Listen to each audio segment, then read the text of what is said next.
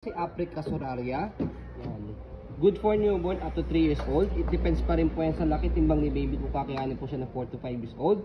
Kasi po high-seated po siya, full canopy, reversible po yung handle, adjustable din po yung handle. Okay? So A4 cast po yung gulong, ibig sabihin, pagka ni-reverse po itong handle, nag-swivel din po yung gulong sa likod. Okay? So both wheels niya, front and back is nag-swivel po siya. Okay? And then, aluminum po itong body frame po niya. Ayan. So yan. So ito po yung details po niya one by one. Okay. So ito po yung pinaka-canopy niya. Color brown. Wala po siyang faded, walang discoloration. Yan. Already washed na po yan. Ready to use na. Ito po yung color po ng loob. Ayan. Combination. Ayan. Ito po yung sa kabila. Peekaboo. Okay. So, nalalak po siya sa gilid pagka gusto nyo pong full canopy. Pag gusto nyo na pong half or i-fold po ninyo, tanggalin nyo lang po yung lock sa gilid. So, yan. So, pwedeng ganyan. Okay, depende po sa pag-fold po ninyo. Okay. So, next is, ito po yung seating pad po niya. Ayan. Okay, hindi nyo na kailangan ng extra cushion pad dito kasi meron na po yan. Pwedeng balik ka rin kung may mesh. Yan, okay.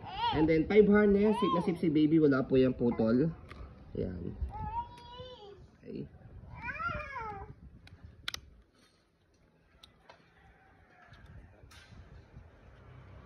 Okay.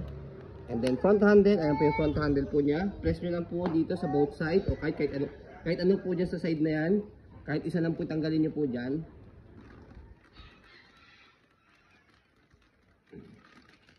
Hindi yun sa kabila. Hindi, ito tanggal din yan. Yan. Okay, para pag ilalagay si baby. Okay?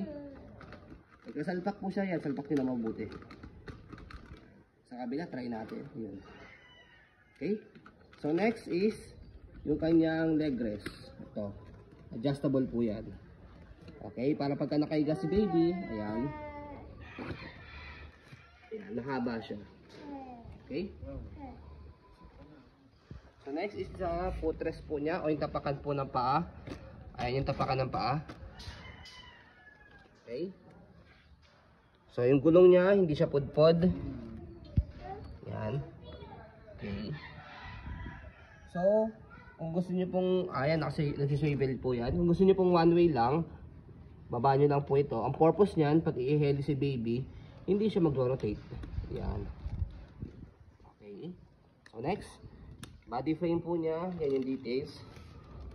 So expect yung manage your expectation kasi pre-lap po ito. So expect po minimal scratch. Ayan. As you can see sa video. Ayan. So isa po yan sa mga premium stroller po ni Africa, ang Solaria. Ayan. Premium means isa po sa mahal. So gulong po sa likod. Ayan. Hindi rin siya pod stopper. Baba niyo lang po ito. Ayan. Naka-stop na siya. Angat lang po para mag-go. Okay, so basket niya, okay din yung basket niya sa ilalim. So meron siyang air through dito para at least hindi mainit kay baby. And then dito po siya ina-adjust pag gusto niyo po semi-recline kalahati, fully recline sa baba. Okay, so yan. Tapos mababa niyo na lang po ito. So kapag kayo po ninyo, hatakin niyo lang po itong dalawa. Yan. Okay. So, kabilang side po ng body frame, yan po yung details.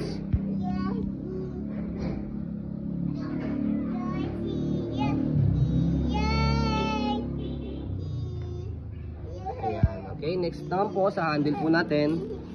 Ayan, naka-adjust na po siya. Ayan. So, press nyo itong dalawang button na to. Depende po sa adjustment po ninyo. Ayan. Okay, kung sakaling matangkad nagtutulak, medyo mababa, ayan, or sakali kung gusto niyo pong yung anak po, yung older brother po, sister, yan, pwede rin po siya magtulak. Okay?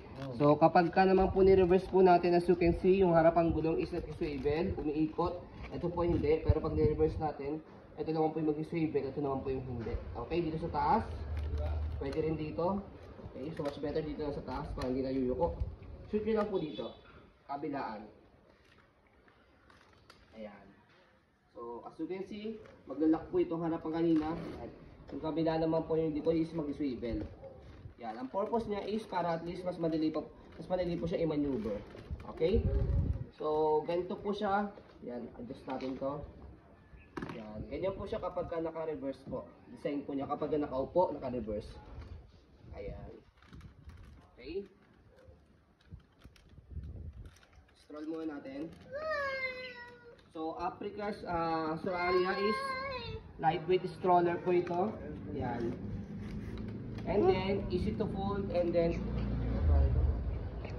yan, easy to fold and then easy to open. Okay, so open and fold natin.